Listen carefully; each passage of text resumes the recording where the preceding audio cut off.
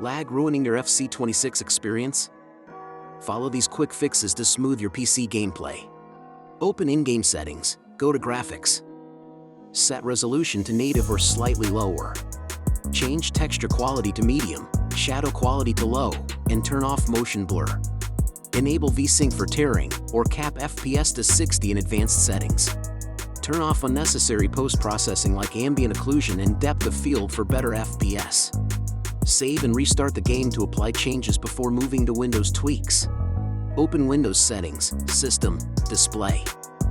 Set graphics performance to high for FC26. Update your GPU driver via NVIDIA, AMD, or Intel software. Check for updates now. Disable overlays, Steam, Discord, GeForce Experience, and Xbox Game Bar. They add CPU and input lag. Close background apps in Task Manager and switch power plan to high performance. If stutters continue, lower resolution scaling or enable GPU scaling in your driver control panel. Test in-game. If FPS is steady, lock your settings and enjoy smoother FC26.